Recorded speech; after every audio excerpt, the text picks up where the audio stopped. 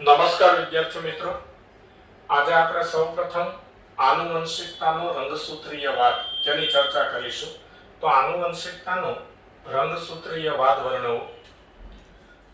તો 1900માં the breeze, કોરેન્સ અને શેરમાર્ક નામના 3 વૈજ્ઞાનિકોએ સ્વતંત્ર રીતે લક્ષણોની આનુવંશિકતા સંબંધી મેન્ડલના જે પરિણામો હતા તેનું પુનઃ સંશોધન કર્યું. આગળના લેક્ચરમાં આપણે જોઈ ગયા કે મેન્ડલે 1856 થી 1863માં તેના પ્રયોગો કરેલા અને એ પ્રયોગોના જે પરિણામો મળેલા અને તેના પરથી મેન્ડલે જે તારણો આપેલા, જે આનુવંશિકતાના નિયમો આપેલા, તેના પેપર્સ મેન્ડલે 1865માં બ્રુનની નેચરલ હિસ્ટ્રી સોસાયટીને રજૂ કરેલા.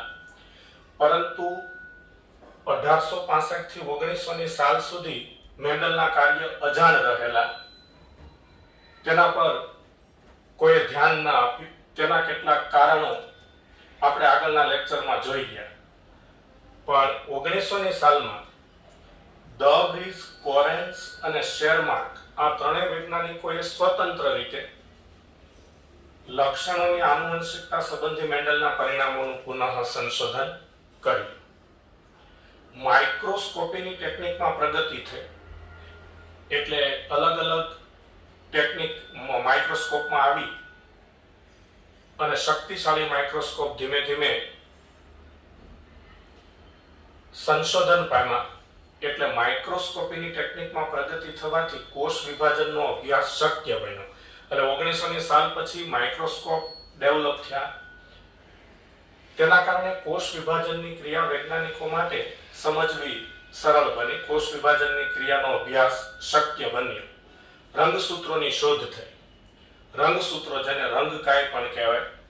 તો રંગસૂત્રો એટલે કોષ કેન્દ્રમાં આવેલી એવી રચના કે જે કોષ વિભાજન પહેલા સ્વયં જનન પામે છે. આપણે જાણીએ છીએ કે કોઈ પણ કોષ વિભાજન પામે તે પહેલા આંતર અવસ્થામાંથી પસાર થાય અને આંતર અવસ્થાના એ તબક્કામાં ડીએનએ નું સ્વયં જનન થાય. એટલે એક રંગસૂત્રિકામાંથી બીજી રંગસૂત્રિકા બને, એટલે એક સંપૂર્ણ રંગસૂત્ર બને. તો એક રંગસૂત્રિકા કોષમાં હોય, કોષ કેન્દ્રમાં દરેક રંગસૂત્ર એક રંગસૂત્રિકા વાળું હોય, પણ એ તબક્કામાં ડીએનએ નું સ્વયં જનન થાય એટલે એક રંગસૂત્રિકા દ્વારા બીજી રંગસૂત્રિકા બને, એટલે કે આખું સંપૂર્ણ રંગસૂત્ર બને. ત્યાર પછી આંતર અવસ્થા પૂરી થાય એટલે નવું કોષ વિભાજન શરૂ થાય. તો આ રીતે કોષ વિભાજન પહેલા રંગસૂત્ર સ્વયં જનન પામે, એટલે એક રંગસૂત્રિકામાંથી બે રંગસૂત્રિકા બને. પછી કોષ વિભાજન દરમિયાન તે વિભાજિત પણ થઈ જાય, એટલે કે કોષ વિભાજનમાં ભાજનોત્તર અવસ્થામાં સેન્ટ્રોમિયરનું વિભાજન થાય. સેન્ટ્રોમિયરનું વિભાજન થાય એટલે દરેક રંગસૂત્રની બંને રંગસૂત્રિકાઓ ફરી છૂટી પણ પડી જાય. એટલે રંગસૂત્રો એ કોષ કેન્દ્રમાં આવેલી એવી રચના છે કે જે કોષ વિભાજન પહેલા, એટલે કે આંતર અવસ્થાના એસ તબક્કામાં સ્વયં જનન પામે છે.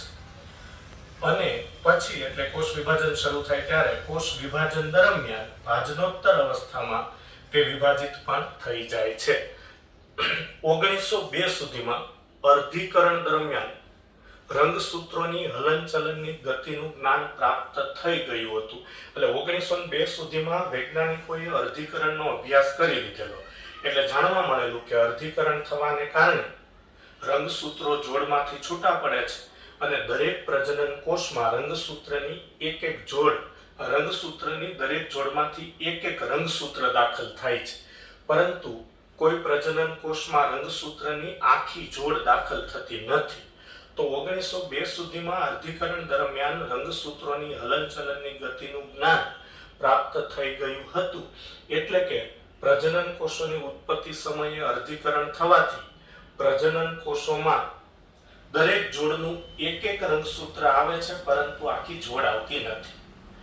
વાલ્ટર સટન અને થિયોડોર બોવરીએ રંગસૂત્રોનો વ્યવહાર, એટલે કે રંગસૂત્રોની વર્તણૂક પણ જનીનના વ્યવહાર જેવો જ છે તેવું અવલોકન કરેલું.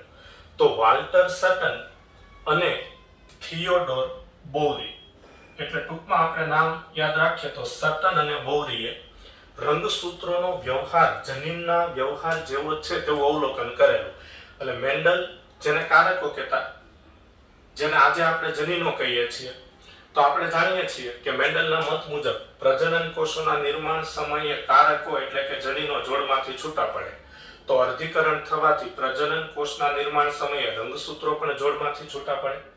મેન્ડલ એવું કહેતા કે કોઈ પણ લક્ષણ માટે જવાબદાર જનીનો હંમેશા જોડમાં હોય, તો રંગસૂત્રો પણ દ્વિકીય સજીવોમાં જોડમાં હોય.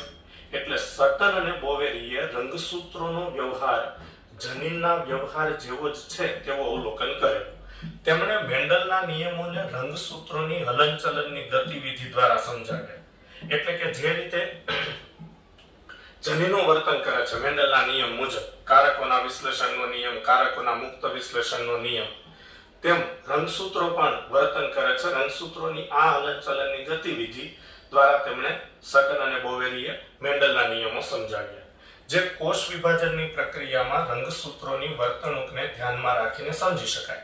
એટલે સટન અને બોવેરીએ મેન્ડલના નિયમોને રંગસૂત્રોની હલનચલનની ક્રિયા દ્વારા સમજાવ્યા, રંગસૂત્રોની હલનચલનની ગતિવિધિ દ્વારા સમજાવ્યા. તે બાબત આપણે કોષ વિભાજનની પ્રક્રિયામાં રંગસૂત્રોની વર્તણૂક દ્વારા સમજી શકીએ. જેમ કે મેન્ડલ કહેતા કે પ્રજનન કોષની ઉત્પત્તિ સમયે જનીનો જોડમાંથી છૂટા પડે અને દરેક પ્રજનન કોષમાં જોડનું એક જનીન એટલે કે એક કારક દાખલ થાય, તો પ્રજનન કોષની ઉત્પત્તિ સમયે દરેક પ્રજનન કોષમાં દરેક જોડનું એક રંગસૂત્ર દાખલ થાય. આ ક્રિયા અર્ધીકરણ 1 ની ભાજનોત્તર અવસ્થા 1 દરમિયાન થાય, જે આપણે 11મા ધોરણમાં કોષ વિભાજનના ચેપ્ટરમાં ભણી ચૂક્યા છીએ કે અર્ધીકરણ 1 ની ભાજનોત્તર અવસ્થા 1 દરમિયાન સમજાત રંગસૂત્રો જોડમાંથી છૂટા પડે એટલે દરેક પ્રજનન કોષમાં દરેક જોડનું એક રંગસૂત્ર દાખલ થાય, પરંતુ આખી જોડ દાખલ ન થાય. તો સટન અને બોવેરીએ મેન્ડલના નિયમોને રંગસૂત્રોની હલનચલનની ક્રિયાવિધિ દ્વારા ગતિવિધિ દ્વારા સમજાવ્યા. તે બાબત આપણે કોષ વિભાજનની પ્રક્રિયામાં રંગસૂત્રોની વર્તણૂકને ધ્યાનમાં રાખીને સમજી શકીએ. જેમ કે જનીનો જોડમાં હોય છે તો રંગસૂત્રો પણ જોડમાં હોય છે, તથા જનીનની એક જોડના બંને એલેલ સમજાત રંગસૂત્રો પર સમજાત સ્થાને આવેલા હોય છે. આ આકૃતિમાં આપણે સમજી શકીએ છીએ. આ સમજાત રંગસૂત્રોની એક જોડ છે. એટલે આ બંને રંગસૂત્રો છે તેની આ એક જોડ છે, આ બંને સમજાત રંગસૂત્રો છે, તો આ સમજાત રંગસૂત્રોની એક જોડ છે. હવે આ સમજાત રંગસૂત્રોની જોડ પર આ રીતે કેપિટલ A અને સ્મોલ a એવા બે જનીનો આવેલા છે. તો આ બંને રંગસૂત્રો સમજાત રંગસૂત્રો છે અને આ બંને એકબીજાના વૈકલ્પિક કારકો, જેને LL કહેવાય, એ બંને એકબીજાના વૈકલ્પિક કારકો છે. તો આ પહેલા રંગસૂત્ર પર કેપિટલ A જનીન આ સેન્ટ્રોમિયર છે, એની ઉપરના ભાગે છેડા પાસે આવેલું છે. તો આ કેપિટલ A નું વૈકલ્પિક જનીન, વૈકલ્પિક કારક સ્મોલ a, એ પણ આ બીજા રંગસૂત્ર પર સેન્ટ્રોમિયરની ઉપરના છેડા પાસે આવેલું છે. એટલે આ બાબતને એમ કહેવાય કે સમજાત રંગસૂત્રો પર આવેલા LL એટલે કે વૈકલ્પિક કારકો સમજાત જગ્યાએ આવેલા હોય છે. એટલે એવું ન બને કે આ કેપિટલ A જનીન આ પહેલા રંગસૂત્ર પર ઉપરના સ્થાને આવેલું છે, તો સ્મોલ a જનીન આ બીજા રંગસૂત્ર પર, આ જોડના બીજા રંગસૂત્ર પર અહીંયા સેન્ટ્રોમિયરની બાજુમાં વચ્ચે પણ હોઈ શકે અથવા નીચેના છેડે પણ હોઈ શકે, એમ ન હોય. જોડનું એક જનીન એક રંગસૂત્ર પર આવેલું હોય અને જોડનું બીજું જનીન તે જોડના બીજા રંગસૂત્ર પર આવેલું હોય, અને એમાં પણ એ શરત કે એક જનીન એક રંગસૂત્ર પર ઉપરની તરફ હોય તો તે જોડનું બીજું જનીન બીજા રંગસૂત્રમાં પણ ઉપરની તરફ હોય. એટલે આપણે એમ કહીએ કે જનીનો જોડમાં હોય છે તો રંગસૂત્રો પણ જોડમાં હોય, અને જનીનની એક જોડના બંને LL એટલે કે બંને વૈકલ્પિક જનીનો સમજાત રંગસૂત્રો, સમજાત રંગસૂત્રો એટલે એક જ જોડના બંને રંગસૂત્રોને સમજાત રંગસૂત્રો કહેવાય. તો સમજાત રંગસૂત્રો પર સમજાત સ્થાને આવેલા હોય છે. ઓકે, જન્યુ નિર્માણ દરમિયાન જનીનો વિશ્લેષણ પામે છે. કારકોના વિશ્લેષણનો નિયમ મેન્ડલે આપેલો હતો. તો જનીનો વિશ્લેષણ પામે છે એટલે છૂટા પડે છે. તેમ રંગસૂત્રો પણ વિશ્લેષણ પામે છે. એટલે હમણાં આપણે વાત કરી કે આ રીતે કેપિટલ T સ્મોલ t બે વૈકલ્પિક કારકો છે. હવે જ્યારે આ છોડ દ્વારા જન્યુ ઉત્પન્ન થાય તો એક જન્યુમાં કેપિટલ ટી આવે અને બીજા જન્યુમાં સ્મોલ ટી આવે, એટલે એમ કહેવાય કે કેપિટલ ટી અને સ્મોલ ટી જોડમાંથી છૂટા પડી જાય છે. તો તેવી રીતે પ્રજનન કોષની ઉત્પત્તિ સમયે સમજાત રંગસૂત્રો પણ જોડમાંથી છૂટા પડે છે. જેમ કે આ સમજાત રંગસૂત્રોની એક જોડ છે, એના દ્વારા આ બે પ્રજનન કોષ ઉત્પન્ન થાય છે.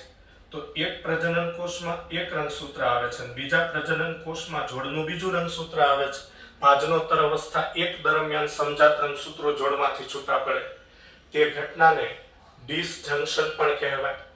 અને જો કોઈ કારણોસર ભાજનોત્તર અવસ્થા એક દરમિયાન આ સમજાત રંગસૂત્રો જોડમાંથી છૂટા ન પડી શકે તો તેને નોન ડિસજંક્શન કહેવાય.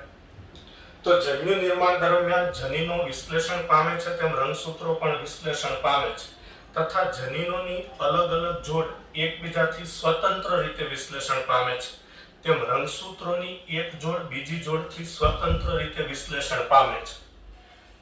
તો પ્રજનન કોષોના નિર્માણ સમયે કારકોનું મુક્ત વિશ્લેષણ થાય છે, એટલે કે એક લક્ષણના વારસા પર બીજા લક્ષણના વારસાની કોઈ અસર હોતી નથી. જે મેન્ડલનો કારકોના મુક્ત વિશ્લેષણનો નિયમ આપણે ધ્યાનમાં લીધો, આપણે અભ્યાસ કર્યો ત્યારે જાણવા મળેલું કે એક લક્ષણના વારસા પર બીજા લક્ષણના વારસાની કોઈ અસર હોતી નથી, કારણ કે અલગ અલગ લક્ષણના જનીનો એકબીજાથી મુક્ત રીતે વિશ્લેષણ પામે છે. તો જનીનોની અલગ અલગ જોડ એકબીજાથી સ્વતંત્ર રીતે મુક્ત રીતે વિશ્લેષણ પામે છે તેમ રંગસૂત્રોની એક જોડ બીજી જોડથી સ્વતંત્ર રીતે વિશ્લેષણ પામે છે.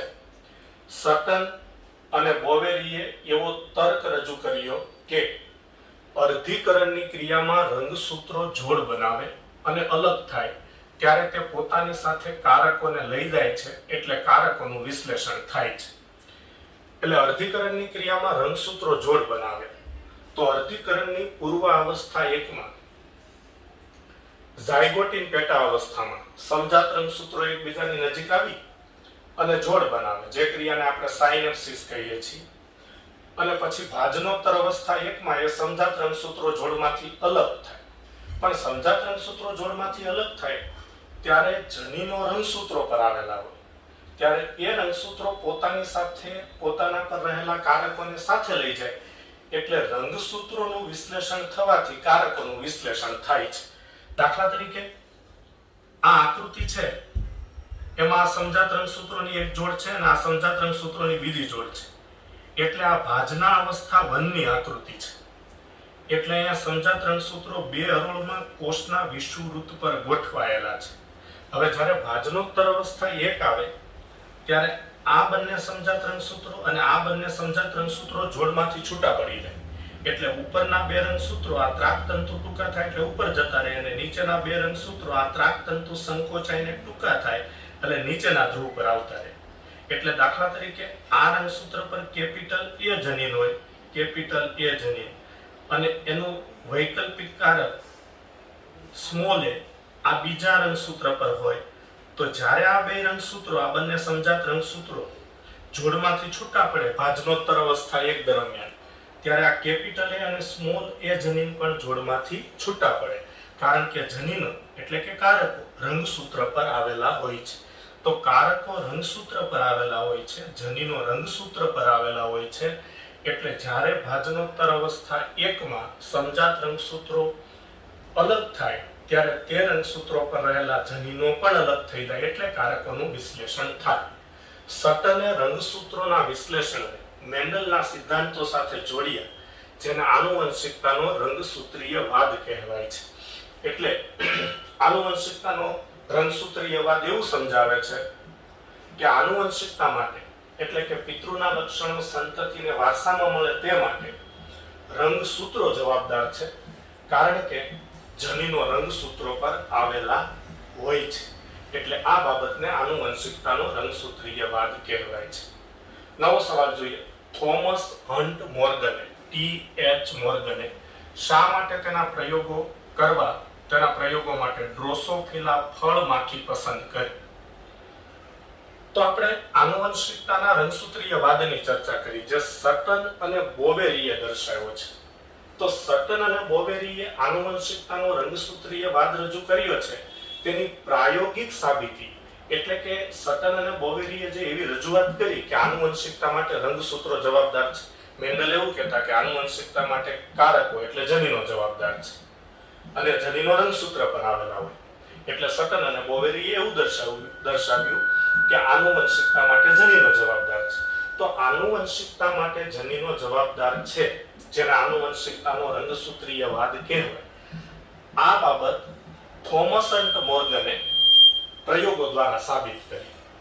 એટલે થોમસ હન્ટ મોર્ગને આનુવંશિકતાના રંગસૂત્રીય વાદની પ્રાયોગિક સાબિતી આપી. નીટ 2020 માં એમસીક્યુ પૂછાઈ ગયો કે આ વૈજ્ઞાનિકે આનુવંશિકતાના રંગસૂત્રીય વાદની પ્રાયોગિક સાબિતી આપી થોમસ હન્ટ મોર્ગને. અને થોમસ હન્ટ મોર્ગનને પ્રાયોગિક જનીન વિદ્યાના પિતા પણ કહેવાય છે. તો મોર્ગને આનુવંશિકતાના રંગસૂત્રવાદ કે રંગસૂત્રના સિદ્ધાંતની પ્રયોગાત્મક ચકાસણી કરી અને લિંગી પ્રજનનથી ઉત્પન્ન થતી સંતતિમાં જોવા મળતી ભિન્નતા માટે આધારભૂત શોધ કરી. તો મોર્ગનના સંશોધનો વિશે આના પછી પણ આપણે નેક્સ્ટ લેક્ચરમાં સહલગ્નતા અને પુનઃ સંયોજનનો ટોપિક ભણીશું. પુનઃ સંયોજન એટલે વ્યતિકરણ. તો એ વ્યતિકરણની શોધ મોર્ગને કરેલી છે અને વ્યતિકરણને કારણે સંતતિ તેના પિતૃ કરતા જુદી થાય છે. તો સંતતિ તેના પિતૃ કરતા જુદી થાય એ બાબતને ભિન્નતા કહેવાય. તો લિંગી પ્રજનનથી ઉત્પન્ન થતી સંતતિમાં ભિન્નતા જોવા મળે છે. એ ભિન્નતા માટે વ્યતિકરણ કે પુનઃ સંયોજન જવાબદાર છે એવી શોધ પણ મોર્ગને કરેલી છે. તો મોર્ગને આનુવંશિકતાના રંગસૂત્રીય વાદની પ્રાયોગિક સાબિતી આપી અને લિંગી પ્રજનનથી ઉત્પન્ન થતી સંતતિમાં જોવા મળતી ભિન્નતા માટે આધારભૂત શોધ કરી. એટલે કે ભિન્નતા માટે જવાબદાર ઘટના પુનઃ સંયોજન કે વ્યતિકરણની શોધ કરી મોર્ગને ફળમાખી ડ્રોસોફિલા મેલેનોગેસ્ટર પર કાર્ય કર્યું. એટલે મોર્ગને તેના પ્રયોગો ડ્રોસોફિલા મેલેનોગેસ્ટર નામની ફળમાખી પર કરેલા જે આવા અભ્યાસ માટે અનુકૂળ સાબિત થઈ. એટલે કે ડ્રોસોફિલા માખી મોર્ગનને તેના પ્રયોગો માટે અનુકૂળ સાબિત થઈ. તેના કારણો નીચે મુજબ છે. એટલે તેના 5 કારણો આપણે જોવાના છે. એટલે 2 માર્ક્સનું આ કારણ પૂછી શકાય. કારણ આપો. મોર્ગને તેના પ્રયોગો માટે ડ્રોસોફિલા માખી પસંદ કરી. તો તેનું પહેલું કારણ એ હતું કે ડ્રોસોફિલા માખીને પ્રયોગશાળામાં સરળ સંશ્લેષિત માધ્યમમાં ઉછેરી શકાતી હતી.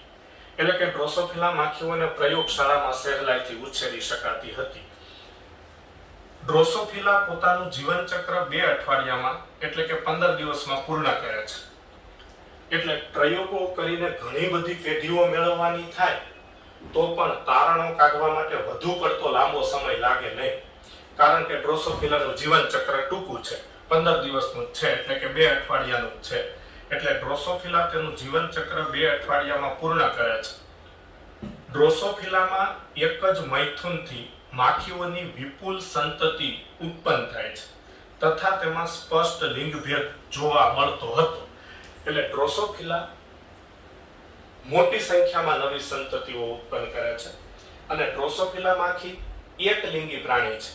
એકલિંગી પ્રાણી છે એટલે એમાં નર અને માદા માખી અલગ અલગ હોય. એટલે તેને સ્પષ્ટ લિંગભેદ જોવા મળતો હતો. મોર્ગનને ડ્રોસોફિલામાં લિંગભેદ જોવા મળતો હતો. નર અને માદાની સહેલાઈથી ઓળખ થઈ શકતી હતી. કારણ કે એકલિંગી પ્રાણી છે, સ્પષ્ટ લિંગભેદ હોય એટલે નર અને માદાની સહેલાઈથી ઓળખ થઈ શકતી હતી. ડ્રોસોફિલામાં આનુવંશિક વિવિધતાઓના અનેક પ્રકાર હતા, જુદા જુદા લક્ષણો જે સૂક્ષ્મદર્શક યંત્રના લો પાવરમાં પણ જોઈ શકાતા હતા. તો આ બધા કારણોસર મોર્ગને તેના પ્રયોગ કરવા માટે ડ્રોસોફિલા માખીઓ પસંદ કરી. તો આ વાત થઈ થોમસ હન્ટ મોર્ગને શા માટે તેના પ્રયોગો કરવા ડ્રોસોફિલા ફળમાખી પસંદ કરી.